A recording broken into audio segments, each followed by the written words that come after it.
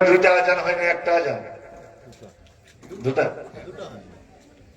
এই দুটা আজানের কিন্তু এটাই খারাপ, অন্য কিছু দিয়ে ও এটা তো প্রথম আজান হলো, যাচ্ছি দ্বিতীয় আজান হোক, খুতবা হোক, যে বেশিক্ষণ আমাকে অপেক্ষা করতে হবে না। শুনুন, ইমাম যখনই বেরিয়ে গেলেন, মেম্বারে উঠে গেলেন, আল্লাহর ফেরেশতা, নমাজ হচ্ছে মানুষের জন্য, মসজিদ হচ্ছে মানুষের জন্য, ওয়াজ নসিহত হচ্ছে মানুষের জন্য, কিন্তু ইমাম যেমনই মেম্বারে উঠে গেলেন, আল্লাহর ফেরেশতারা তওবাতিস সহ রেজিস্টার খাতা বন্ধ করে দেন, আর বন্ধ করে দিয়ে ওয়ায়াস্তামিউনা যিকরা, ওরা ইমামের ভাষণ, ইমামের বয়ান শুনতে লাগে। এরপরে যারা গেলেন ওদের নাম কিন্তু আল্লাহর ওই খাতায় উঠল না। তাহলে আপনাদের কখন যেতে হবে এটা মনে করেন।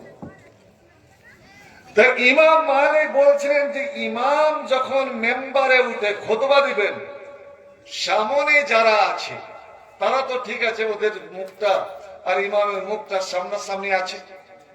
যারা মসজিদের উত্তরে অর্থাৎ ইমামের বাম দিকে, যারা মসজিদের দক্ষিণে অর্থাৎ ইমামের ডান দিকে, আমি ধরুন এখন ইমাম, আমি যে আপনাদের দিকে মুখ করে খুতবা দিচ্ছি, আমার ডান দিকে যেহেতু দক্ষিণ না, এদিকে যারা ওদের মুখ আর আমার মুখ তো সামনাসামনি হয় না। ইমাম মালিক বলছেন ফায়ার কেউ ওরা ফায়ামিল ইলাল জুনুব ওয়াহালুল জুনুব ইয়ামিলু ইলা শিমাল, এই দক্ষিণের লোক একটু উত্তর মনে ঘুরে যাবে, আর উত্তরের লোক দক্ষিণে ঘুরে যাবে, এইভাবে যেন ইমামকে দেখতে পায়। কারণ এটা জানবেন, সামন থেকে যেই কথাটা মানুষের কানের সঙ্গে চোখের কিন্তু একটা সম্পর্ক আছে, চোখের কিন্তু সম্পর্ক আছে।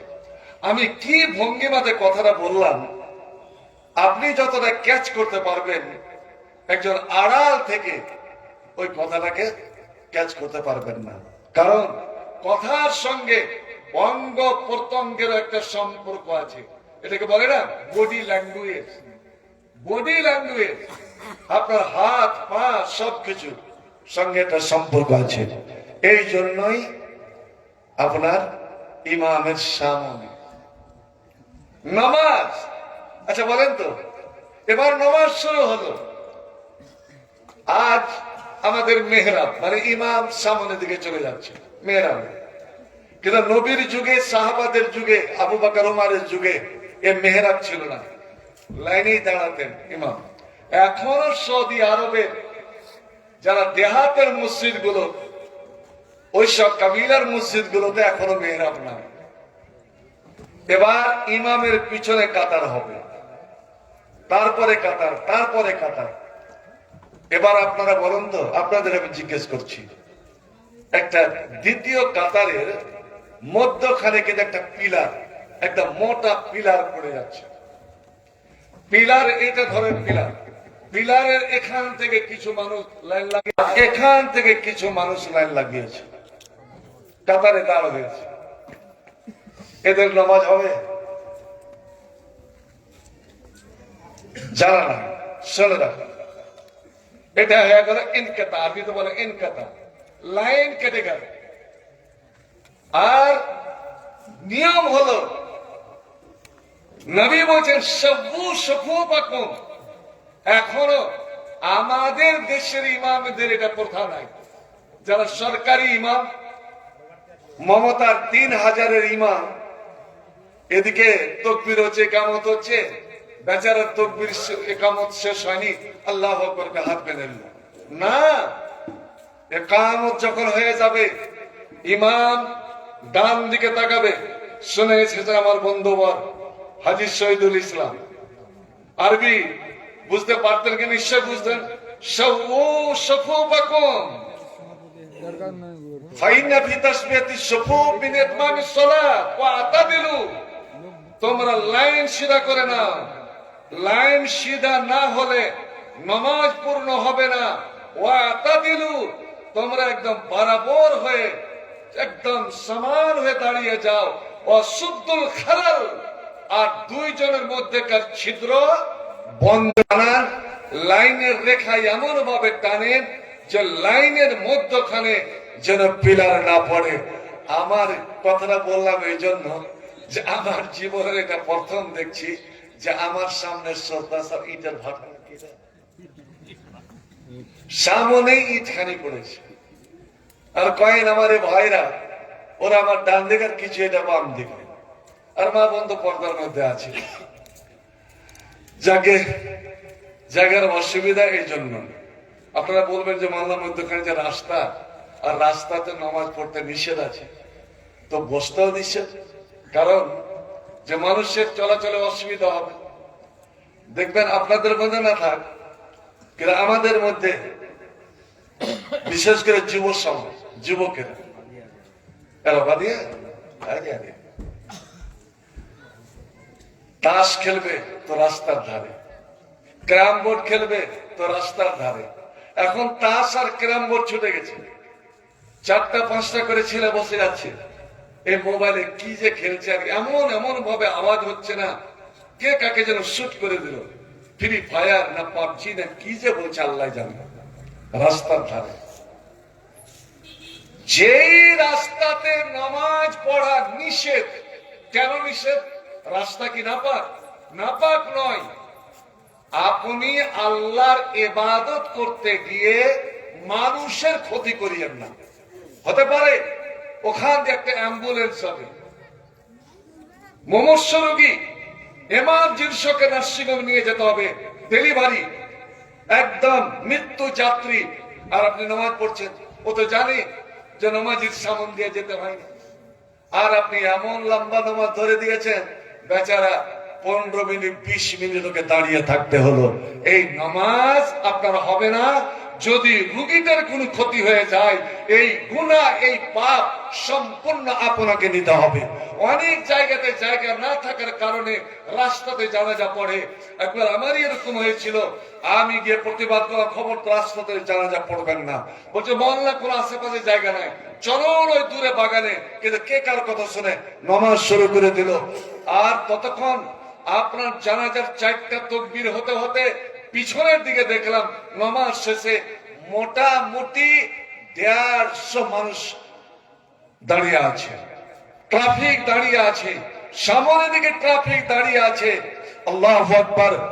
রহমতের নবী জনাবে মুহাম্মদ রাসূলুল্লাহ সাল্লাল্লাহু আলাইহি সাল্লাম এই জন্যই তিনি নিষেধ করেছেন, রাস্তাতে তোমরা নামাজ পড়বে না। তো রাস্তাতে বসাও নিষেধ। নবী বললেন ইয়াকুমুল জুলুস আলা তুরকাত, রাস্তার ধারে তোমরা বসিও না। সাহাবারা বললেন হুজুর আমাদের মাল আনা বুদ্ধনি ইয়া রাসূলুল্লাহ। শুনি, আমরা এক অপরের সঙ্গে কোরআন নিয়ে আলোচনা করি, দোয়া নিয়ে আলোচনা করি। আচ্ছা বলো তো, আজ যে আল্লাহর নবী ওই দোয়াটা শেখালেন, কি দোয়া? যে মাত্র 4 সেকেন্ড, 4 থেকে 5 সেকেন্ড, সেকেন্ড মিনিট নয়, 4 থেকে 5 সেকেন্ড এমনই একটা দামি, এমনই একটা মূল্যবান দোয়া যে তুমি যদি 5 সেকেন্ডে ওই দোয়াটা পড়ো তাহলে নেকি কত? ওই যে নেকি বর্তমান সারা দুনিয়াতে যতটি মুসলমান আছে তত পরিমাণে আল্লাহ তোমাকে নেকি দান করবে। একবার জোরে বলো সুবহানাল্লাহ। আর এখন ধরেন আজকে এই মজলিসে যদি কোনো ভাই, কোনো বোন, কোনো মা, কোনো বাবা মাত্র 5 সেকেন্ড, আমার একটা কথা বের হতে না হতে তো 5 সেকেন্ড হয়ে গেল, 5 সেকেন্ডে ওই দোয়াটা যদি অন্তর থেকে পড়ে, তো নবী বললেন কাতাবাল্লাহু লাহু বিকুল্লি মুমিনিন ওয়া মুমিনাতিন হাসানা। আল্লাহ পৃথিবী জুড়ে যতটা মুমিন মুসলমান আছে, আরে মুমিন মুসলমান যদি দেখতে যাবে যে কতটি আছে, তো যান এই হাজিকে সাথে করে চলে যান একবার উমরাতে বা হজে। আপনি মনে করলেন সব মানুষরা এখানেই চলে এসছে, সব মনে হয় এখানেই চলে এসছে। আর দুনিয়াতে যদি একটা আল্লাহর নীলা খেলা কুদরত দেখতে যান, তাহলে একবার জীবনে গিয়ে দেখে আসেন যে সারা পৃথিবীর মানুষ কত রঙের যে মানুষ, আল্লাহু আকবার, কিন্তু একই পোশাক, একই পোশাক, আর সবাই ইজ্জত রেখে আছে। এটা কুম্ভ মেলা নয় যে নাগা সন্ন্যাসী উলঙ্গরা, না, একই পোশাক, সাদা পোশাক, আর একই ভাষা। এই বাঙালি, তারও ভাষা আরবি, একজন উর্দু ভাষী, তারও ভাষা আরবি, চাইনিজ, তারও ভাষা আরবি, ভুটানি, তারও ভাষা আরবি, আপনার ইন্দোনেশিয়া, তারও ভাষা আরবি। ওই আল্লাহ লাব্বাইক আল্লাহুম্মা লাব্বাইক। তো রে বলো তো, ওই দোয়াটা কি দোয়া? আজ ভুলে গেলাম গো। ওরা ধরাধরি করতো, আপনারা করবেন কি? ইনশাআল্লাহ দোয়াটা আমি আপনাদেরকে শেখাবো অবশ্য। হুজুর, আমরা আলোচনা করি, ওই যে আপনি একদিন বললেন দুটো আয়াত কোরআনে এমন আছে, ওই দুটো আয়াত মাত্র 2 থেকে 3 মিনিট লাগবে সময়। ওই 2-3 মিনিট পড়ে কেউ যদি শুয়ে যেতে পারে, ঘুমাবার সময় ওই দোয়াটা যদি, ওই আয়াতটা যদি পড়ে ঘুমাতে পারেন, তাহলে সারা রাত জেগে জেগে বসে বসে কোরআন পড়তে গেলে আল্লাহ যে নেকিটা আপনাকে দিতেন, ওই 2 মিনিটে দুটো আয়াত যে আপনি পড়লেন, এমন দুটি আয়াত যে আপনাকে আল্লাহ সারা রাত্রের নেকি দান করবেন। একবার আলহামদুলিল্লাহ পড়া যাবে না? হুজুর, আমরা এগুলাই ধরি। ওই জন্য ওই বললেন ঠিক আছে, তাহলে যদি বসতে হয় তাহলে রাস্তার হক দিও। ওটা কি পড়ে? ইন্নাল হামদালিল্লাহ নাহমাদুহু ওয়া নাস্তাঈনুহু ওয়া নাস্তাগফিরুহু ওয়া নাউযু বিল্লাহি মিন শুরুরি আনফুসিনা ওয়া মিন সাইয়্যাতি আমালিনা মান ইয়াহদিহিল্লাহু ফালা মুদিল্লা লাহু ওয়া মান ইউদ্লিল ফালা হাদিয়া লাহু ওয়া আশহাদু আন লা ইলাহা ইল্লাল্লাহু ওয়াহদাহু লা শারীকা লাহু وأشهد أن محمدا عبده ورسوله الذي أرسله بالحق بشيرا ونذيرا وداعيا إلى الله بإذنه وسراجا منيرا أما بعد فإن خير الحديث كتاب الله وخير الهدي هدي محمد صلى الله تعالى عليه وسلم وخير الأمور أوازمها وشر الأمور محدثاتها وكل محدثة بدعة وكل بدعة ضلالة وكل ضلالة في النار. أعوذ بالله من الشيطان الرجيم. بسم الله الرحمن الرحيم. وأن المساجد لله فلا تدعوا مع الله أحدا. بسم الله الرحمن الرحيم. قل إن كنتم تحبون الله فاتبعوني يحببكم الله ويغفر لكم ذنوبكم والله غفور رحيم. وقال الله تعالى في موضع آخر بسم الله الرحمن الرحيم. إنا نحن نزلنا الذكر وإن له لحافظون. وقال النبي صلى الله عليه وسلم والذي نفسي بيده لا يؤمن أحدكم حتى أكون أحب إليه من والده وولده والناس أجمعين.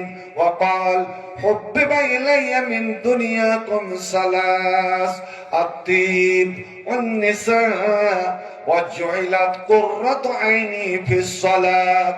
وقال النبي صلى الله عليه وسلم أيضا يا صاحب القرآن اقرأوا اقرأوا اقرأ وارتقب اقرأ وارتقي ورتل كما كنت ترتل في الدنيا فإن فإن آخر منزلة حين تقرأ القرآن رب اشرح لي صدري ويسر لي أمري واحلل عقدة من لساني يفقه قولي رب زدني علما رب زدني علما تصل إلها وأنت تظهر حبه تصل إلها وأنت تظهر حبه هذا محال في القياس بديع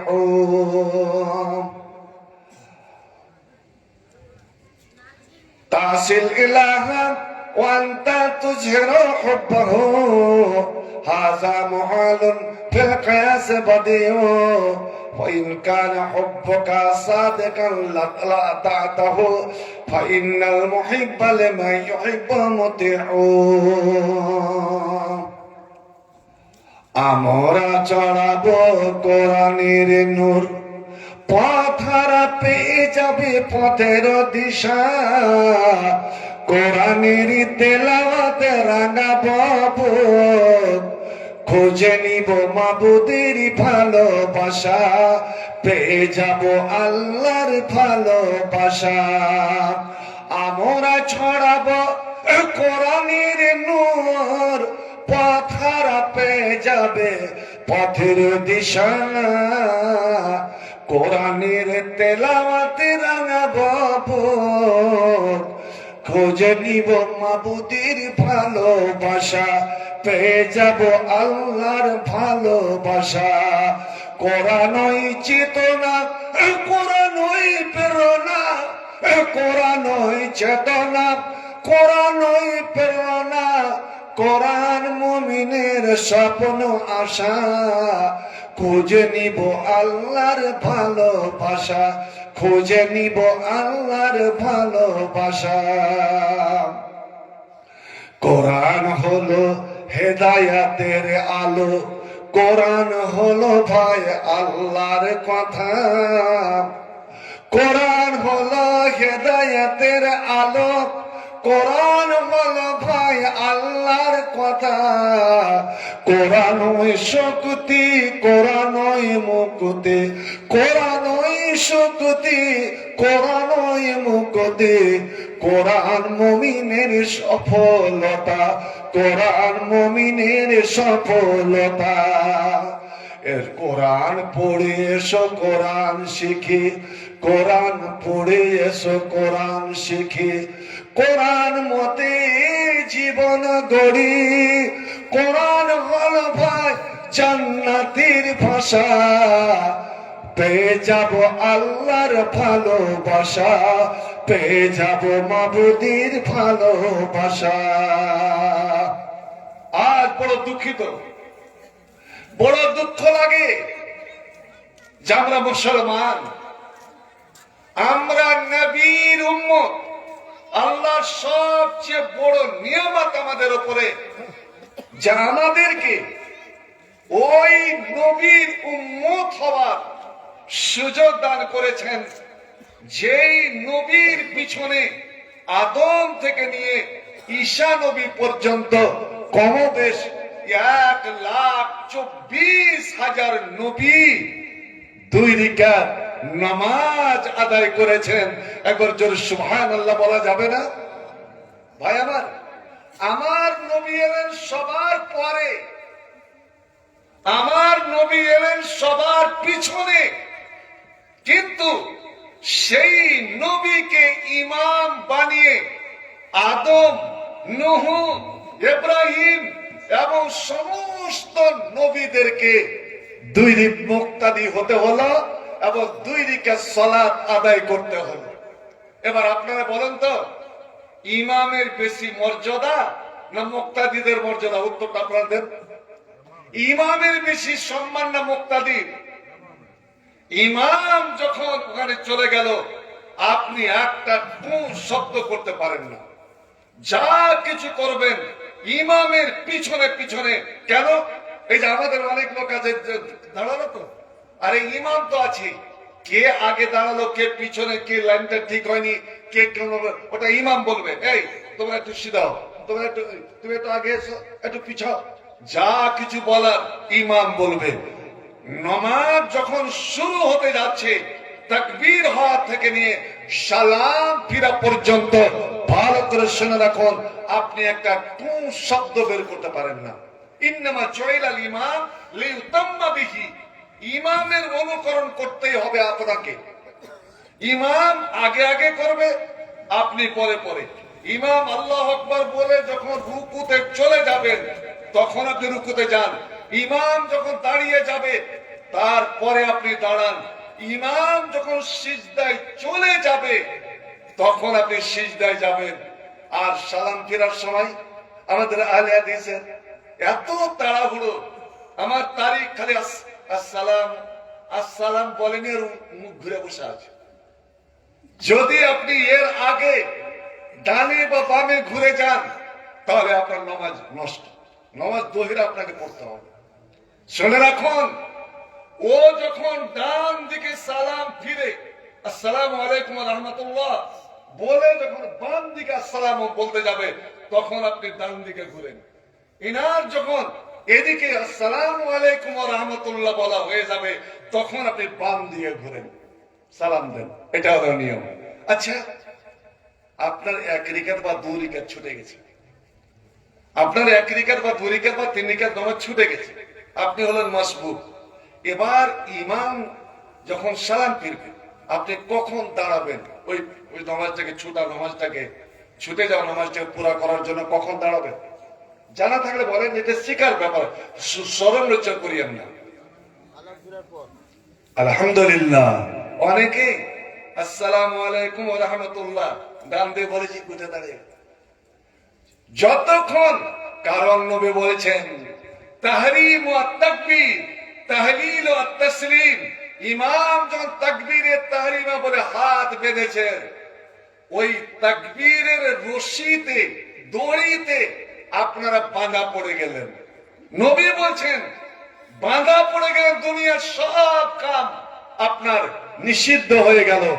এবার ইমাম যখন সালাম ফিরে দেবে, ইমামতের দায়িত্ব রোববাদী পেয়ে গেল, আর আপনারা তার ইক্তেদাতে আপনার রোববাদী পেয়ে গেলেন। এবার সালাম ফিরার পরে দাঁড়ান, আর দাঁড়িয়ে আপনি বাকি রিকাতগুলো পূর্ণ করেন। উনি সালাম ফিরা হয়নি বা একদিকে সালাম ফিরেছে, অন্যদিকে ফিরেনি, আপনি যদি দাঁড়িয়ে যান, আপনাকে নামাজ আবার দোহরে পড়তে হবে, আবার নামাজ পূর্ণরূপে পড়তে হবে। ওই নামাজ আপনার হবে না। তো বলছিলাম ভাই আমার, যেই নবীর পিছনে সমস্ত নবীর দৈনিকের সালাত আদায় করলেন, এবং নবী আমার বলছেন আন্নাদুল আখিরুন আস-সাবিকুনা ইয়াউমাল কিয়ামাতে। এরে চক, কি গ্রামটা নাম? চকমাইলপুর। এই চকমাইলপুরের গ্রামবাসী, তোমরা শুনো, আমি দুনিয়াতে এসেছি সবার পরে। আমার পরে কোন নবী আসবে না, আমার পরে কোন নবী আসবে না। লা নবিয়্যা বাদি, আমার আগে যত নবী, যত রাসূল, কিয়ামতের দিন ওরে আমি আগে জান্নাতে যাব রে। আমি যতক্ষণ জান্নাতের গেটে আমি টোকা না দেব, আল্লাহ রাব্বুল আলামিন জান্নাতের গেটম্যানকে বলে রেখেছেন, এরে আমার জান্নাতের গেটম্যান, অতক্ষণ জান্নাতের গেট, জান্নাতের দরওয়াজা খুলবে না যতক্ষণ আমার আখেরি হাবিব, আমার পিয়ারা নবী মুহাম্মদ রাসূলুল্লাহ সাল্লাল্লাহু আলাইহি সাল্লামের পবিত্র হাত, পাক হাত যতক্ষণ না পড়বে। নবী আমার বলছেন আনা আউয়ালু মাইয়াকরাবাল জান্নাতে, আমি সর্বপ্রথম জান্নাতের গেটে টোকা দেব। কোন নবীর শক্তি হবে না আল্লাহর সামনে দাঁড়ার, আল্লাহর সঙ্গে কথা বলার। কোন নবীর ক্ষমতা শক্তি হবে না কোন মানুষের উপকার করা। মানুষ ছুটে যাবে, সবাই সব নবীর কাছে যাবে, কিন্তু নবীর একটাই উত্তর দেবে, লাস্তহনাকা, আমি এই কাজ পারবো না, আমি আল্লাহর কাছে যেতে পারবো না। এই করে করে করে করে আমার কাছে আসবে, আমি তোর বলবো सब नबी की जुबान पे होगा नफसी नफसी, और मेरे नबी की जुबान पे होगा अनाला अनाला। और ये सब नबी বলবে আমি পারবো না, আমি পারবো না, কিন্তু আমার নবী বলবেন রে কি হাসরের মাঠের মানুষ তোমরা ভয় করিও না, আমি আছি তোমাদের জন্য, চলো আমার সঙ্গে চলো, আমি আল্লাহর দরবারে গিয়ে আল্লাহকে রাজি করে তোমাদের একটা ব্যবস্থা করে দেব। আর নবী আমার বলছেন জান্নাতের গেট যখন টোকা দিব গেটম্যান ছুটে আসবে, মাইয়া করল বাপ, কে জান্নাতের গেটে টোকা দেয়? আমি তখন পরিচয় দেব আনা মুহাম্মদ। আর যেমনই আমার নাম শুনবেন জান্নাতের গেটম্যান এসে তাড়াহুড়ো করে গেট খুলে দিবেন, আর গেট খুলে দিয়ে বলবেন ইয়া রাসূলুল্লাহ, বেয়াদবি মাফ করবেন, কেন আল্লাহ আমাকে নিষেধ করে রেখেছিলেন যে যতক্ষণ আখিরে নবী মুহাম্মদ এসে গেট না খুলতে বলবে ততক্ষণ যেন গেট খোলা না হয়। হুজুর গো, হতে পারে দেরি হয়ে গেল, বিলম্ব হয়ে গেল, আপনাকে অপেক্ষা করতে হলো। সাহাবারা বলছেন ইয়া রাসূলুল্লাহ, আপনি গেট তো খুলে দিলেন, কিন্তু বলুন তো দেখি এবার জান্নাতে কে আগে যাবে? আদমের ছেলেরা, শীষ নবীর উম্মতেরা, ওরা আগেকার নবী, ইদ্রিস নবীর উম্মতেরা, সালেহ নবীর উম্মতেরা, হুদ নবীর উম্মতেরা। ইয়া রাসূলুল্লাহ, 1,24,000 নবী আগে চলেছে, ওই নবীর উম্মতেরা না, আমরা সবার পিছনে, দয়া করে বলুন কে আগে জান্নাতে যাবে? নবী বলছেন তোমরা কি এখন বুঝতে পারছো না? গেট খুলবো আমি, আর যাবে অন্য লোকেরা। না রে না, আসলে আমি গেট না খুললে জান্নাতের দরওয়াজা খোলা যাবে না। আর আমার উম্মত, এই চকমালপুরের লোকেরা, এই বাঙ্গালের লোকেরা, এই ভারতের লোকেরা, এই আরবের লোকেরা, সারা পৃথিবীর বর্তমান মুসলমান, মুমিন মুসলমান নবীর উম্মতেরা যতক্ষণ জান্নাতে না যাবে কোন নবীর উম্মত জান্নাতে যেতে পারবে না। একবার জোরে বলা যাবে রে সুবহানাল্লাহ। আমরাই আগে যাব। নবী বলছেন নাহনুল আখিরুন আস-সাবিকুনা ইয়াউমাল কিয়ামা, আমরা কিয়ামতের দিন সবার আগে। তো ভাই, সেই নবীর আমি উম্মত, যে নবীর হাতের এক গিলাস পানি না পেলে, গরুর দুধ লয়, দুধ বলে, সে গরুর দুধ হোক, মহিষের দুধ হোক, উটের দুধ হোক, ছাগলের দুধ হোক, হালাল জানোয়ারের দুধ, আল্লাহ দুধের মধ্যে দুধ এমন একটা নিয়ামত। বলছেন ইন্না মা যামযামা লিমা শুরবালাহু, রে চকমালপুরের মুমিন মুসলমানেরা, এই যে জমজমের পানি, আল্লাহু আকবার, ওরে মা হাজেরার নিগ্রানের পানি, ইসমাইলের পায়ের গুতার পানি, এ জমজমের পানি, আল্লাহ এমনই শক্তি রেখেছেন, আল্লাহ এমনই গুণ। মানুষ যে যে নিয়তে পান করবে, যে যে উদ্দেশ্যে পান করবে, আল্লাহ রাব্বুল আলামিন তার সে উদ্দেশ্য পূরণ করে দেবেন, তার সে নিয়ত পূরণ করে দিবেন। আপনি যদি মনে করেন যে আমি আজ কিচ্ছুই খানা খাবো না, আমি পরীক্ষা করেছি, শুধু পানি পান করে যান, পানি পান করে যান, মাসকে মাস পানি পান করে যান, আপনার কোনো ক্ষতি হবে না, বরঞ্চ আরো শরীর চিকন হয়ে যাবে, শরীর মোটা হয়ে যাবে। আপনি যদি নিয়াত করেন আল্লাহ আমার পেটে একটু অসুখ আছে, ভারতে দেখিয়ে আমার অসুখটা সারেনি, রব্বুল আমিন গো এই মহাশক্তিশালী পানি তোমার পবিত্র জায়গায়, পাক জায়গায়, দোয়া কবুল হওয়ার জায়গায় আমি এসেছি, আমি অসুখ স্বরূপ পান করছি, তুমি আমার অসুখকে সারিয়ে দাও। নবী আমার বলছেন লেমা শুরবালাহু, উনি যে যে নিয়তে পান করবেন আল্লাহ তার সেই নিয়তকে পূর্ণ করে দিবেন। এই জন্যই পানি পান করেন, দুধ পান করেন, কিছুই পান করেন বসে, কিন্তু জামজামের পানি খাওয়ার সুন্নাত হলো কি বসে না দাঁড়িয়ে? বসেও খেতে পারেন, কিন্তু দাঁড়িয়ে পান করাটাই সবচেয়ে ভালো। কেন? একই সঙ্গে যেন তার বরকতটা আপনার শরীরে চলে যায়। বলছিলাম যেই নবীর হাতে জমজমের পানি, ওরে হাউজে কাউসারের পানি, জান্নাতি নহরের পানি, নবী আমার বলছেন, ওরে আমার উম্মতেরা, রে চোখ মালপুরের মুমিন মুসলমানেরা, তোরা যদি জান্নাত যেতে চাস, আমার হাতের এক গ্লাস পানি অবশ্য তোমাদেরকে নিতে হবে।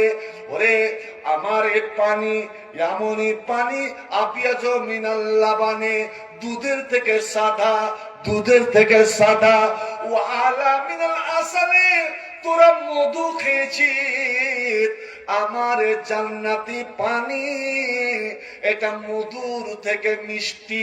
আলহামদুলিল্লাহ, মধুর থেকে মিষ্টি। ওয়া কি জানুহু কাদাদ নুজুমিস সামা, আসমানে যে তারাগুলো দেখছো, তারার মতন চকচকে হীরামণি মুক্তার গিলাস। ওই এক গিলাস পানি আমি হাতে নেব, আর আমার উম্মতকে চিনে চিনে আমি পান করাবো। হাসরের মাঠে ওরা যখন তীর সাথে তারাই তারাই করবে, ওদের ঠোঁট শুকিয়ে যাবে, নিচেকার ঠোঁট শুকিয়ে নেমে যাবে, লাভের কাছে চলে আসবে। আরে আল্লাহ, আমি সইতে পারবো না। আমি তরেতে গিলাস সাজিয়ে সাজিয়ে আবু বকর এগিয়ে দেবে, আর আমি ওই প্লেটটা এগিয়ে দেওয়ার উম্মতকে, আমার উম্মতকে চিনে চিনে আমি পানি পান করাবো। এরে আমার উম্মত শোনো, এ চকমালপুর যুবকেরা তোমরা শোনো, রে মদখোর মুসলমানেরা তোমরা শোনো, রে নেশাখোর মুসলমানেরা তোমরা শোনো, দুনিয়াতে কেউ যদি এক গ্লাস নিশা পান করে, দুনিয়াতে যদি কেউ এক ঢোক সারা মদ পান করে, তো শুনে নাও, শুনে নাও, ওই মদ পানকারী মুসলমান ও জান্নাতে যাবে না, হাউজে কাউসারের পানি পান করতে পারবে না। আর একবার মদ খেয়ে নিয়ে 40 দিনের মধ্যে যদি সে মারা যায়, ও জাহান্নামী, জাহান্নামী, ওর নামাজও কবুল হবে না, ওর রোজাও কবুল হবে না, ও আর কোন দোয়া কবুল হবে না। হাই মুসলমান, আজ আমরা দুনিয়াতে এত নিয়ামত আল্লাহর ব্যবহার করছি, এত নিয়ামত ব্যবহার করেও আমার স্বাদ মিটে না, আমি নিশা পান করে মদ পান করি। নবী আমার বলছেন, শুনো রে, আমি ওই গিলাস এগিয়ে দিব তোমাদেরকে, ওই দুধের মতন সাদা, মধুর থেকে মিষ্টি, ওই পানিতে যদি এক গিলাস তোরা পান করে নাও, তো লামিয়াসমা আবাদা, হাসরের দিন, কিয়ামতের দিনটা হবে 50,000 বছরের দিন। কত বললাম? 50,000 বছরের দিন, যেখানে সূর্য সমস্ত তাপ ছেড়ে দিবে, এই মাটি তাবা তাবা হয়ে যাবে, তামার মতো টকবক করে ফুটবে।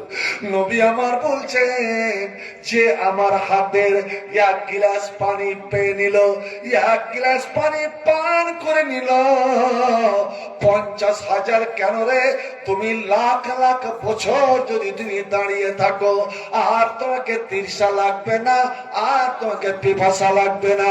একবার কি সুবহানাল্লাহ বলা যাবে না? ইয়া রাসূলুল্লাহ, ইয়া হাবিবাল্লাহ, হাসরের মাঠে কোটি কোটি কোটি কোটি মানুষ, অদ্ভুত অদ্ভুত মানুষ। নবী গো, এই দুনিয়ার বয়স যে কত হলো, আর যে কতদিন থাকবে, আদম থেকে নিয়ে শেষ পর্যন্ত কত মানুষ, সমস্ত মানুষ হাসরের মাঠে জমা হবে। ওদের জিনেরা জমা হবে, ফেরেশতারা জমা হবে। জিন থাকবে জিনের দলে, ফেরেশতারা থাকবে ফেরেশতার দলে, সমস্ত জীবজন্তু থাকবে জীবজন্তুর দলে। ইয়া রাসূলুল্লাহ, কাইফা তারিফু উম্মাতাকা, নবী গো, আপনি আপনার উম্মতকে কেমন করে চিনবেন বলুন? হাজিরা হজ করতে যায়, ভারতের হাজিরকে একটা পরিচয়, ইন্দোনেশিয়ার হাজিরকে পরিচয়, মালয়েশিয়ার হাজিদের একটা পরিচয়, বাংলাদেশের হাজিদের পরিচয়, চাইনিজ হাজিদের একটা পরিচয়, জাপানি হাজিদের পরিচয়। দুনিয়ার যত দেশ থেকে হাজিরা আসে, প্রত্যেকটা পরিচয় আছে বন্ধু। ওই পরিচয় দেখে ওদের মুআল্লিমেরা যেমন চিনে নাই, যেমন কেউ হারায় না। নবী আমার বলছেন, ওরে তোমরা আমাকে জিজ্ঞেস করছো যে আপনি কেমন করে উম্মতকে চিনবেন?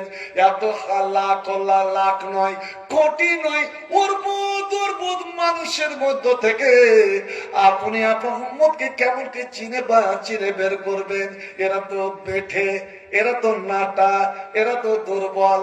আল্লাহ রে আল্লাহ, ভাই আমি তো এক বেঠা মানুষ, হজে যান গেলাম, তো এমন এমন লোককে দেখি, আরে পুরুষ তো পুরুষ, মেয়েগুলো দেখলাম কতগুলো মেয়ে আমার চেয়েও 1-2 ইঞ্চি উঁচা।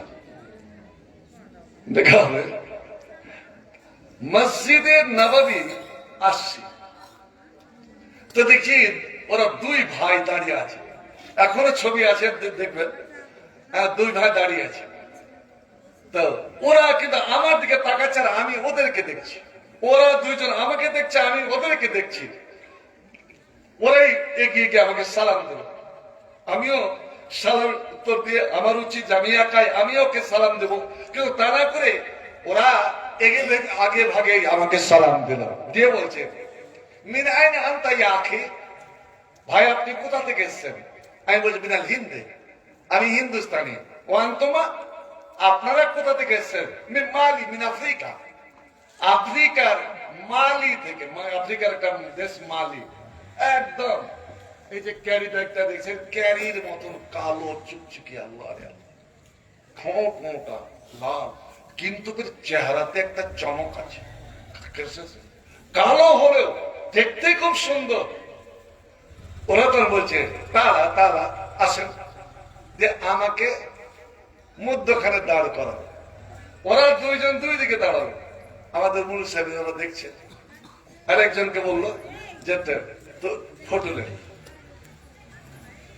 দেখলাম, আপনারা দেখবেন যে আজ একজন আমার চেয়ে মোটামুটি 1.5 থেকে 2 ইঞ্চি উঁচা, 2 ইঞ্চি উঁচা।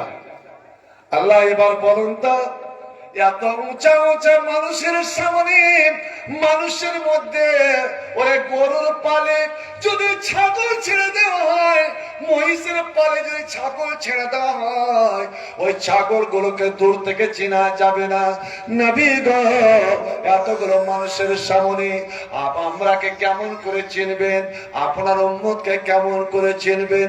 নবী আমার বলেন, বলা তা তুমি কি নিজের জিনিসকে অন্ধকারে নিজের জুতাকে চিনতে পারবে না, নিজের চপ্পলকে চিনতে পারবে না? ওরে অন্ধকারে এটা তোমার লুঙ্গি না কার লুঙ্গি, তোমার জামা না কার জামা, এটাকে তুমি চিনতে পারবে না। অন্ধ মানুষ, যারা কানা মানুষ, তারা নিজের জিনিসকে বের করে লাই। আল্লাহু আকবার। নবী আমার বলছেন, তোমরাই বলো তো, তোমার একটা ঘোড়া আছে, তোমার একটা ঘোড়া আছে, সেই ঘোড়াটা দহমন বহমন কালো ঘোড়া, তোমার ঘোড়ার রং কালো এবং 4 পা হচ্ছে সাদা, পাটা হচ্ছে সাদা এখান থেকে, এবং মাথাতে একটা সাদা চিত আছে। এবার বলো, ওই ঘোড়া তোমার নিজের ঘোড়া, পোষা ঘোড়া, তোমার শিকারি ঘোড়া? ওরে আমার সাহাবী, বলো তো, ওই ঘোড়াটাকে যদি তুই মাঠে নিয়ে গিয়ে 100 বা 1000 ঘোড়ার মধ্যে ছেড়ে দাও, সব ঘোড়াগুলো লাল, কিছু কালো আছে। এবার বলো, আর তার তুমি আগে বলো যে তোমার 1000 ঘোড়ার মধ্যে তোমার কালো চিতওয়ালা ঘোড়াটা, 5 সাদা ঘোড়াটাকে তুমি চিনতে পারবে কি পারবে না? আপনারা বলেন তো, আপনার এরকম যদি এ রঙের গরু হয় আর আপনি 1000 গরুর পালে ছেড়ে দিয়েছেন, আপনি দূর থেকে চিনতে পারবেন কি পারবেন না যে ওইটা আমার গরু? পারবেন জি ভাই? হ্যাঁ বা না বলেন? অবশ্যই পারবেন। নিজের গরু চিনতে, নিজের ঘোড়া চিনতে কোন অসুবিধা হবে না। কথাটা ভালো করে শুনবেন। হুজুর এখান থেকে কি বলতে চান বুঝতে পারলাম না। বলছে, শোনো, আমার উম্মতের, আমার দলের লোক, আমার পার্টির লোকের এমনই কতগুলো পরিচয় হবে, এমনই চিহ্ন হবে, যে পরিচয় যে চিহ্ন কোনই উম্মতের হবে না। আল্লাহু আকবার। ওরে আমি বললাম না 5খানা 4খানা পা সাদা আর মাথায় চিত, আমার উম্মত ইয়াতুনা ইয়াউমাল কিয়ামাতে। এ চকমালপুরের মুমিন মুসলমানেরা, এরে আমার যুব সমাজ, বলো দেখি তুমি মসজিদ নির্মাণ করতে যাচ্ছ, মসজিদ নির্মাণের উদ্দেশ্যে জালসা। মসজিদ কেন তৈরি করবে? মসজিদ তৈরি করতে দরকার কি? নামাজ কি তোমার মাঠে হবে না? মাঠেও নামাজ হয়ে যাবে, বাড়িতেও নামাজ হয়ে যাবে। মুসলমান রে, তুমি যেখানে নামাজ পড়ো সেখানে তোমার নামাজ হয়ে যাবে। নবী আমার বললেন, ওয়াজইলাত লিল আরজ মসজিদান ওয়া তাহুরা, আমার জন্য সারা পৃথিবীর মাটিকে আল্লাহ মসজিদ করে দিয়েছেন। সারা পৃথিবীর মাটি মসজিদ। যেখানেই নামাজের টাইম হবে ওখানেই তুমি নামাজ পড়ে নাও। উযু যদি না করতে পারো তুমি তায়াম্মুম করে নাও। আল্লাহু আকবার। মুসলমান, আমার জন্য আপনার জন্য সমস্ত মাটিটা হলো মসজিদ। আপনি মাঠে যাবেন, জমি দেখতে যাবেন, ওখানে নামাজের টাইম হয়ে গেল, ওখানে নামাজ পড়ে নেন। কিন্তু হায়রে মুসলমান, তুমি কাজ করার সময় পাচ্ছ, তুমি ব্যবসা বাণিজ্য করার সময় পাচ্ছ, সব করার তুমি সময় পাচ্ছ, কিন্তু তোমার কাছে সময় নাই, শুধু নামাজ পড়ার সময় নাই। খারাপ কথাটা মনে কিছু নিয়েন না বন্ধুরে আমার। আপনি বাড়ি তৈরি করছেন, বরং তো বাড়ি, আপনি বলছেন বাড়িটা আমার। এই বাড়ি কার? আমি আপনার বলছি বাড়িটা কার? আপনি বলছেন আমার। না, তোমার বাড়ি নয়, তোমার বাড়ি নয়। আসল তোমার বাড়ি তুমি আমাকে দেখিয়ে দাও। দুনিয়ার কোন মানুষ নিজের আসল বাড়িটা দেখাতে পারবে না। খ্রিস্টান হইলে কফিনে, মুসলিম হইলে কাফনে, হিন্দু হলে চিতায় পুড়ে ছাই। গৌরব করার নাই রে কিছু নাই। ও মুমিন, 2 দিনেরই দুনিয়াতে গৌরব করার নাই রে কিছু নাই। যতই সাজাও বাড়ি গাড়ি, ইয়ার কন্ডিশন 3.5 হাত মাটির বিস্তার হইবে রে আসন, ওদর হইবে রে আসন।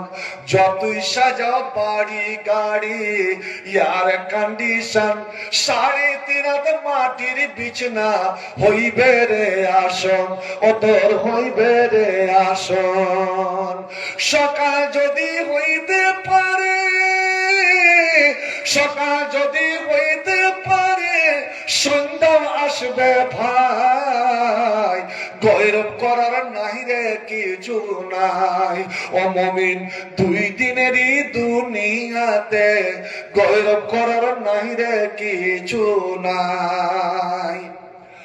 সময় তো আর নাই রে বেশি, দমের খেলা শেষ। সময় তো আর নাই রে বেশি, দমের খেলা শেষ। যেতে হবে ওই ঠিকানায় যেথায় তোমার দেশ, ও মন যেথায় আপন দেশ। মানব তোমার থাকতে সময়, মানুষ তোমার থাকতে সময়, হিসাব করো তাই। গৌরব করার নাই রে কিছু নাই। ও মানব, 2 দিনেরই দুনিয়াতে গৌরব করার নাই রে কিছু নাই। এই বাড়ি তো তোমার নয়। এই বাড়ি দিয়ে আমি যখন বাড়ি তৈরি করলাম অনেকদিন আগে, তো মিস্ত্রিরা মেন গেটটা একটু চওড়া করে দিচ্ছে। তা আমি বলছি, গেটটা এত চওড়া করে করছে, একটু আর একটু ছোট করেন। বলছে মাওলানা, একদিন যে গেট দিয়ে বের হতে হবে, একটা সাধারণ মিস্ত্রি আমাকে বলছে এই গেট দিয়ে যে একদিন বের হতে হবে। এর মানে বলো তো কেমন বের হওয়া? এই বাইরে যাওয়া, এই শাহবাজপুর যাওয়া, এই সারদহা যাওয়ার বের হওয়া, মোদিপুর যাওয়ার জন্য বের হওয়া, না কোন বের হওয়া? ওই যে খাটে শুয়ে বের হওয়া। তাহলে এই বাড়িটা কার হলো? আপনার ছেলেদের হলো, ছেলে মেয়েদের হলো। আমার এতগুলো জমি, না রে না, তোর জমি নয়, তোর জমি নয়। তোর এই জমিগুলো তোর ওয়ারিসদের, তোর ছেলে মেয়েদের, তোর বংশীদারদের। মানুষ, তুমি একবার চিন্তা করেছো কি? কি চিন্তা? মরণ তোমার কয়টা ভাগ বসাবে? আমি যতই দুনিয়া দুনিয়া করি, যতই অহংকার করি, আমার শক্তির অহংকার, আমার রূপের অহংকার, আমার বংশের অহংকার, আমার টাকা পয়সার অহংকার, আমার ধনমালের অহংকার। মানুষ, তুমি শোনো, তোমার দেহ, তোমার শরীরটা তৈরি হয়েছে তোমার মার পেটে। আমার মার পেটে আমার শরীরটা তৈরি হয়েছে কিসে থেকে? জি ভাই বলেন তো। মার পেটে আমার শরীরটা তৈরি হয়েছে কিসে থেকে? হ্যাঁ, জানেন না? আল্লাহ বলছেন মিনহা খালাকনাকুম, এই মাটি থেকে আমি তোমার দেহটা তৈরি করেছি। আল্লাহু আকবার, একবার সুবহানাল্লাহ বলেন। এই মাটির দেহ। এবার ঠিক যেই দিন আমার মা বোনকে জিজ্ঞেস করেন, বুঝতে পারে না যে আমার ছেলে হয়ে ধরেছি কি ধরেনি। কিন্তু ঠিক যেদিন 4 মাস হয়ে গেল, যেদিন 4 মাস 3 40, তখনও কিন্তু তখন ওই গোটা বেঁধে আছে। আল্লাহ রাব্বুল আলামিন একজন ফেরেশতাকে পাঠিয়ে দিলেন। ফাসাল্লাম মালাকান, আল্লাহ একটা ফেরেশতা পাঠালেন আর বলে দিলেন, ওরে আমার ফেরেশতা, যাও ওই মায়ের পেটে চলে যাও। ওর যে জরায়ুতে পেটে যে ছেলেটা আছে, মেয়েটা নবজাত শিশুটা আছে, ওর ভাগ্যে, ওর কপালে 4টা জিনিস লিখে দাও। 4টা জিনিস লিখে দাও। কি কি? ওটা পরে। এবার আর 10 দিন কেটে গেল, ওটা 4 মাস 10 দিন। আর যেমন 4 মাস 10 দিন, তখন আল্লাহ আর একটা ফেরেশতাকে পাঠালেন। কি দিয়ে? রূহ দিয়ে, জীবন দিয়ে পাঠালেন। আর বলে দিলেন, এরে আমার ফেরেশতা, যাও ওই মায়ের পেটে যে ছেলে মেয়েটা আছে, ওর নাকে দিয়ে এই রূহটা তার মধ্যে ভরে দাও। সুবহানাল্লাহ। আর যেমন রূহটা, জীবনটা ভরে দিল, ওই বাচ্চাটা প্রথম আজ মায়ের পেটে লড়ে উঠলো। আর তখনই মা বুঝে নিল আমার পেটে বাচ্চা বা ছেলে মেয়ে আছে, গর্ভবতী। বন্ধু আমার, এই 4 মাস আগে, 4 মাস 10 দিন আগে কোন ডাক্তার বাবা বলতে পারবে না যে মেয়েটার পেটে ছেলে আছে না মেয়ে আছে। হ্যাঁ, ওরা বলবে 4 মাস 10 দিন কেটে যাওয়ার পরে তারা বলবে। এবার একটা কথা জেনে রাখুন, আমার রূহ, আমার জীবনটা এলো মার পেটে কতদিন পরে? 4 মাস 10 দিন পরে। কতদিন পরে? 4 মাস 10 দিন। রূহটা এলো কোথা থেকে বলেন তো? রূহটা এলো কোথা থেকে? আল্লাহর ফেরেশতারা কোথায় থাকেন? জোরে বলেন না। আল্লাহর ফেরেশতারা থাকে না। আমার আঙ্গুলটা উঠছে কোন দিকে? আসমানে। আসমান থেকে এলো, আল্লাহর ওখান থেকে এলো। আর আমার দেহ তৈরি হলো মাটি থেকে। এটা হলো একটা খাপ, এটা হলো একটা পিঞ্জিরা। এই পিঞ্জিরাতে, এই খোপে আল্লাহর রূহটাকে ভরে দিল। সুবহানাল্লাহ, সুবহানাল্লাহ। এবার একটা কথা বলেন তো, যদি কোন মায়ের, কোন বোনের, কোন মেয়ে ছেলে যদি পুরুষ মারা যায়, তোকে কতদিন শোক পালন করতে হবে ভাই বলেন তো? কতদিন শোক পালন করতে হবে? 4 মাস 10 দিন। কেন রে? আমার আর তোমার জীবন তৈরি হয়েছিল মায়ের পেটে 4 মাস 10 দিনে। 4 মাস 10 দিনে আমি এসেছিলাম মায়ের পেটে। ওরে আমার মায়েরা, তোমার স্বামী যদি মারা যায়, তুমি 4 মাস 10 দিন তুমি ইদ্যত কাটো। দেখো, তোমার পেটে তো কোনো বাচ্চা কাচ্চা নাই। এবার যে রুহটা এলো আল্লাহর কাছ থেকে, একদিন আমি 60 বছর না 70 বছর না 80 বছর না 90 বছর না 10 বছর এই তারেকের আত্মীয়, তারিখের কুটুম, আমার গ্রামের একটা মেয়ে ছেলে গত রাত্রে ছিল জালসা, আমার ওর নিকট আত্মীয় একদম ইয়ং মেয়ে, মাত্র 3টে ছোট্ট ছোট্ট ছেলের মা। বন্ধুরে আমার একটা বাচ্চাকে মারা গেলেন, মৌলভী সাহেবের স্ত্রী, আমাকে ওখানে থাকতে হলো।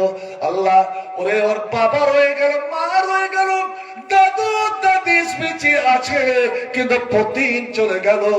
কখন যে কাকে যেতে হবে আল্লাহর ওখানে এসেছে সিরিয়াল হিসাবে, আগে দাদু, দাদুর বাপ এসেছে, তারপরে দাদু, তারপরে বাপ, তারপরে বেটারা। কিন্তু মানুষরে যখন তোমার ডাক পড়বে এখানে সিরিয়াল নাই, দাদু আগে মারা যাবে না বাপ আগে মারা যাবে, বাপ আগে মারা যাবে না বেটা আগে মারা যাবে, ওরে বেটা আগে মারা যাবে না তার বহু আগে মারা যাবে, কেউ বলতে পারবে না। যখন যার ডাক পড়ে যাবে তখন তাকে যেতে হবে। ছন্দে ছন্দে কতই না রঙ্গে মিছে দুনিয়ারি পরে গোপরবাসী, কারে আশায় বান্ধিয়া জগর, কারে আশায় বান্ধিয়া জগর পরবাসী, কারে আশায় বান্ধিয়া জগর। চামড়ার ছাউনি হাড়ের খুঁটি রন্দিরি রন্দিরি চোড়া, তার পিছে ময়না পাখি উড়িলে না যাই ধরার পরবাসী, কারে আশায় বান্ধিয়া জগর। তোর এ চুল পাকিবে দাঁত খসিবে যৌবনে লেগে যাবে বাটি, তোর এ চুল পাকিবে দাঁত লড়িবে যৌবনে লেগে যাবে বাটি। ওরে দিনে দিনে খসিয়া পড়বে তোর দগিলা দালানের মাটির পরবাসী, কারে আশায় বান্ধিয়া জগর, কারে আশায় বান্ধিয়া জগর পরবাসী, কারে আশায় বান্ধিয়া জগর। এ জগমলপুরের মানুষ, ওরে একদিন সময় এলো আমার সুন্দর দেহটা বিছানা পড়ে রইল, ওই রুহটা ওই জীবনটা এক ফেরেশতাকে নিয়ে এসেছিল, আর মালাকুল মউত মৃত্যুর ফেরেশতা নিয়ে চলে গেল, রুহ ভাগ হয়ে গেল। তোমার দেহ পড়ে রইল দুনিয়াতে, রুহ চলে গেল আল্লাহর যেখান থেকে ছিল সেখানে, আল্লাহর জগতে। এবার আর দেরি নয়, আমার হাজী সাইদুলের মৃত্যুর সংবাদ হয়ে গেছে না, হাজী সাহেবকে সারাদিন বাড়িতে রাখো, আমরা দেখব না রে না। ওর স্ত্রীকে হাজী সাহেবকে, আমার ভাবিকে যদি বলা হয় ওরে রাত্রে রাত 10টা বাজছে, তুমি তোমার পুরুষের কাছে আজ রাত শুয়ে থাকো, কাল বেলা 9টার সময় মাটি হবে। আল্লাহু আকবার। বন্ধু, যাদের জন্য তুমি এত এত চেষ্টা, এত মিহনত, এত পরিশ্রম, রাতকে রাত মনে করলে না, দিনকে দিন মনে করলে না, হালাল হারামের বাদ বিচার করলে না, ওই স্ত্রী স্বামী মরে গেছে, ওই মরা স্বামীর কাছে রাতে কাটাবে না রে, ও ওর আর কাছে শুইবে না। আল্লাহ আল্লাহ, হাবিব তোর এই জামা কাপড়, তুই যে সাবুন শ্যাম্পু মাখতি, এত তেল মালিশ করতি, এত তুই বডি ওয়াশ ব্যবহার করতি, ওর সব বন্ধ, তোর পোশাক খুলে গেল, তোকে উলঙ্গ করে গোসল দেওয়া হবে। আর উলঙ্গ করে গোসল দিয়ে বিনা সেলাই করা কাপড়ে, 3খানা কাপড়ে তোকে লেপটা দিয়ে তাড়াতাড়ি তোর দুনিয়াতে নাম বদলে গেল রে। তোকে আর হাবিবুর রহমান বলে কেউ ডাকবে না, তারেক আনোয়ার বলে ডাকবে না, খুশবুর বলে ডাকবে না, হাজী শহীদুল বলে ডাকবে না। জানাজার মানুষ বলবে লাশ নিয়ে এসো, লাশকে তাড়াতাড়ি নিয়ে এসো। অর্থাৎ আমার নাম হয়ে গেল লাশ, এখনো দুনিয়াতে আছি, এখনো মাটির উপরে আছি। মৌলভী সাহেবকে নিয়ে এসো, মাওলানা হাবিবুর রহমানকে নিয়ে এসো, তাড়াতাড়ি জানাজা পড়তে হবে। এটা বলে ডাকবে না যে লাশ নিয়ে এসো, কোনটা বলে ডাকবে জীবন? লাশ লাশ নিয়ে এসো। মুসলমান এ যুবক, তুমি কি চিন্তা করো না? ওরে দুনিয়াতে থাকতে থাকতে তোমার পরিবর্তন হয়ে গেল, এবার তোমার জানাজা পড়লো, আল্লাহু আকবার। মুসলমান তুমি কি চিন্তা করো না? এরে দুনিয়ার মানুষ তোমার ছেলেটাকে 10 জন ঘাড়ে করে নিয়ে যাচ্ছে। বাপ তুমি দেখো তোমার ছেলেটার দিকে, দাদু তুমি পোতার দিকে চেয়ে দেখো, ওরে গ্রামবাসী চেয়ে দেখো, এই ছেলেটা এত সাহসিক হাট্টা কাটা ছিল, আর এখন তাকে অন্ধকার কবরে ঢাকার জন্য নিয়ে যাওয়া হচ্ছে। নবী আমার বলছেন এই জন্য তোমরা পিছনে পিছনে চলো, যাতে ওই মরা লাশটা থেকে তোমাদের জীবনের পরিবর্তন হবে, জীবনের শিক্ষা হবে। এই খাটে আমাকেও একদিন শুইতে হবে, ওরে আমাকে এই সাদা কাপড় পরতে হবে, এই আতর আমাকে মাখতে হবে, আর 2 জনের কোলে চড়ে আমাকে কবরে শুয়ে যেতে হবে। সুবহানাল্লাহ। বন্ধু আমার, এবার কবর রেখে আপনি ঢেকে দিল, আর কয়দিন পরে এবার কবর খুঁড়ে দেখেন তো, আল্লাহ নবীর প্রিয় সাহাবী, নবীর শ্বশুর আবু বকর যখন মারা যাচ্ছে, আবু বকর তার বেটি, আমার মা, আপনার মা, সারা বিশ্ব মুমিনের মা হযরত আয়েশাকে বলছেন, বেটি রে, আমার ওই জামাটা দেখো তো কেমন আছে, পরিষ্কার আছে কিনা, পরিষ্কার যদি না থাকে পরিষ্কার করে নিবে। কেন আব্বা? বলছে বেটি, ওই জামাটা আমাকে কাপড়ে পরাইও, যেমন অনেকে ইহরামের কাপড়টা রেখে দেয়। আল্লাহ এই কাপড় পরে তোমার পবিত্র ঘর দেখতে গিয়েছিলাম, আল্লাহ এই কাপড়টা পরে আমি জাবালে নূর দেখতে গিয়েছিলাম, আল্লাহ এই কাপড়টা পরে আমি জাবালে শহর দেখতে গিয়েছিলাম, আল্লাহ এই কাপড়টা পরে তোমার সাফা মারওয়া আমি সাই করেছিলাম। এরকম ওই কাপড়টা পরে তোমার কাছে আমি আসলাম। হযরত আয়েশা বলছেন, আব্বা জান, আমরা 4টা আপনার ছেলে মেয়ে বেঁচে আছি। আব্বা গো, আমরা ছেলেরা আপনি মারা গেলে আমরা নতুন কাপড়ে কাফন দিব। আমরা যেমন পুরাতন কাপড়ে কাফন দিই না, উনি পুরাতন কাপড় দিতে পারেন, রঙিন কাপড় দিতে পারেন, কিন্তু নবী সাদা কাপড়কে পছন্দ করেছেন। ইন্না হাব্বাস সিয়াবিল আল্লাহ আলবিস, আল্লাহর নিকটে পছন্দের কাপড় হলো সাদা। ওয়াকাফিরু মাওতাকুম, এই সাদা কাপড়ে তোমাকে মৃত্যুদেরকে তোমরা কাফন দাও। আব্বা জান, আমরা নতুন কাপড় দিব। হযরত আবু বকর বলছেন, বেটি আমার, ওরে নতুন কাপড়ের প্রয়োজন জীবিত মানুষের, জিন্দা মানুষের প্রয়োজন নতুন কাপড়ের, কিন্তু মরা ওর আর কি দরকার? ওরে ওকে মাটিতে ঢেকে দিলে যতই দামি কাপড় দাও না কেন, 3 দিন 4 দিনে ওই কাপড়টা ওরে পুজুর লহু রক্ততে মিশে যাবে, খেয়ে যাবে, পোকা মাকড়ে খেয়ে যাবে, ওই কাপড় থাকবে না। বন্ধু আমার, এবার আপনি কবরে গেলেন, বন্ধুরে তুমি বলো তো, এই তোমার শরীরের মাংসকে চিকন রাখার জন্য, তোমার চামড়াকে পরিষ্কার রাখার জন্য কত সাবান, shampoo, body wash, body oil, spray, কত কি ব্যবহার করেছ, কিন্তু তুমি কি একবার খবর রেখেছো? আল্লাহু আকবার। আমার দেহের সমস্ত মাংস ওরে পোকাতে, আর এটা জেনে রাখুন, কবরের পোকা এতই শক্তিশালী, এই এরকম পোকা, কিন্তু একটা লাশকে খেতে 3 দিনের বেশি লাগবে না রে, এতটা পোকা তোমার শরীরে তৈরি হবে। আল্লাহ, এই মুখ তোমার খেয়ে যাবে মুসলমান, তোমার মাংস পোকাতে ভাগ নিয়ে চলে গেল, তোমার শরীরের সমস্ত মাংস কার ভাগে পড়লো? তো পোকার ভাগে পড়লো। এবার তোমার হাড়, আপনি বলেন চকমাইলপুর এটা পুরাতন গ্রাম না নতুন গ্রাম? কতদিন হবে? 100। এখানে তো কবরস্থান হবে না, আচ্ছা পিছনে ওই কবরস্থান ঘুরে দেখুন তো, আজ থেকে 50 বছর আগে যারা মারা গেছে, 40 বছর আগে মারা গেছে, তাদের হাড় গুলো আছে কিনা? ওরে হাড়, আমার শরীরের হাড় তোমার শরীরের হাড়ে মাটি দেখে যাবে। নবী আমার বলছেন, ওরে শোনো শোনো, এই মাটি মানুষের সমস্ত শরীরের অংশ খেয়ে যাবে, সমস্ত হাড় গুলো খেয়ে যাবে, শুধু একটাই হাড়, ওরে তোমার পিছনে একটা হাড় আছে যাকে আযাবুল জাম্বে বলা হয়।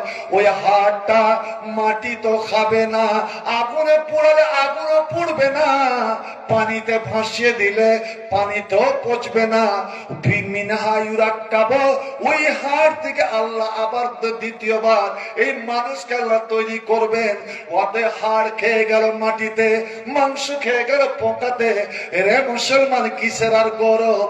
আর তোমার লাশ, তোমার লাশ, তোমার লাশ এখন খাটে পড়ে আছে। তোমার ছেলে মেয়েরা, তোমার আত্মীয় স্বজনেরা, তোমার ওয়ারিসিনে বিবাদ লাগিয়ে দিয়েছে। এমনকি তোমার স্ত্রী, তোমার স্ত্রী দাবিদার হয়ে গেল।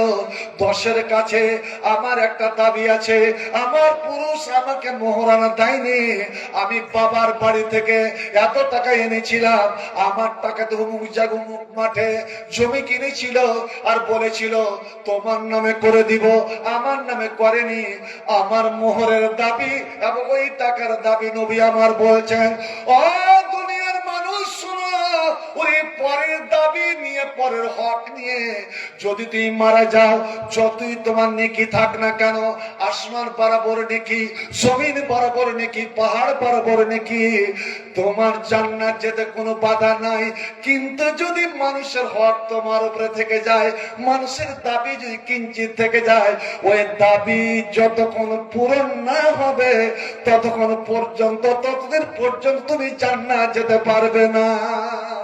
আজ আমাদের যখন জানাজা পড়তে যাই, তখন আমরা ধরি কি, এই ওটা বাড়ি কেন, ও নামাজ পড়ে না, ওই অমুক ছেলেটা নামাজ, ওই বেটা নামাজ পড়ে না, এগুলো ধরাধরি করি নাই। জিন্দেগি চলে গেল, একটা বুঝাতে গেল না, আর আইজ বেরো বুঝাবে, আরে ও কে কি করছে ওদিকে ধরার নয়। এই মরাটার ব্যাপারে জিজ্ঞেস করেন। নবী বলতেন, নবীর কাছে যখনই কোনো জানাজা আসতো, নবী জিজ্ঞেস করতেন, আলাইহি দাইনুন, ওগো তোমরা বলো এই লোকটার উপরে কাউরি কি পাওনা আছে, কাউরি কি কোনো কাছে দাবি আছে? আমার জীবনের কথা বলছি, পুরুষ দেশে হজে, যেমন আমার দোস্ত, ওরা দুজনে গেছিল, এবার হজে যেছে নারা দিয়া, নারে তাকবীর, হাজি সাহেব জিন্দাবাদ, সারা হজ করতে যায়নি তা আগে থেকে হাজি কয়েন তো, আর মুচকি মুচকি যে হাসছে, আল্লাহ আল্লাহ। বন্ধু আমার, আমার মাদ্রাসার গেটের কাছে এসেছে, আর স্ত্রীটা পিছন থেকে বলছে, মাওলানা মাওলানা, ওই মরার বেটা মরাকে রোকেন তো, এতে মিন্দি করে বলছে, ওকে রোকেন। হাসান আমার দিকে তাকে মুচকি বেড়াই, আমি হাজি সাহেব পেয়ে দিয়েছি তো, মুচকি বেড়াই এসে গেছে, খুব খুশি।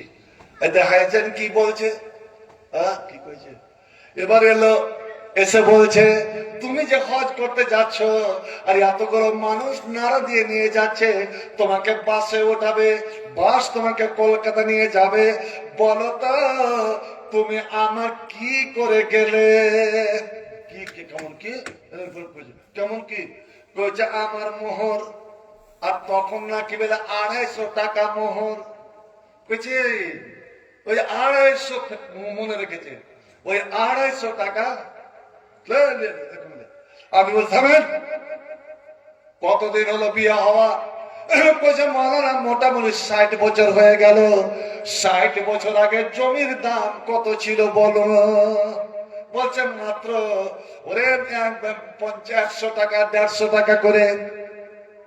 তুই 100 টাকা 150 টাকার জমি ওই সময় 250 টাকাতে কয় বিঘা জমি? অত বিঘা জমি তোমাকে বিক্রি করে এই হাইজানকে দিয়ে যেতে হবে। তুমি মনে করছো যে আমি 250 টাকাতে পার পেয়ে যাব?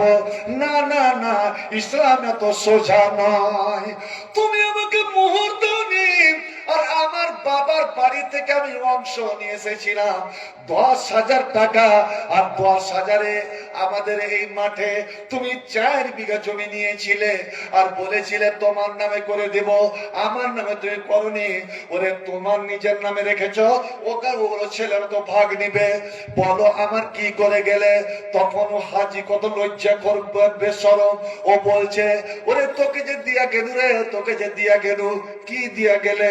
কইছে তোকে 5টা বেটা দিয়া গেল, মানে 5টা বেটা বাড়িতে রেখে গেল। এটা বলে মুখ কন্তর চোপাতে মারে কি মারে না? হ্যাঁ, আল্লাহু আকবার। শুনুন, ওরে নবী আমার বলছেন ওরে সব থেকে বড় হক হলো মোহরের হক। এ পুরুষেরা, এ মোহরের দ্বারা তোমার স্ত্রীকে তুমি হালাল করেছ, এই মোহরের দ্বারা তোমার স্ত্রী ইজ্জত তোমার জন্য হালাল হয়েছে। অতএব মোহরের টাকাটা তুমি মিলন রাত্রিতে বাসর ঘরে হাসতে হাসতে তুমি দিয়ে দাও। জীবনে কোনো এক সময় তুমি খুশি মতো তোমার বিবির হাতে তুমি ধরিয়ে দাও। ওর টাকাটা কি করবে না করবে তোমার দেখা নাই।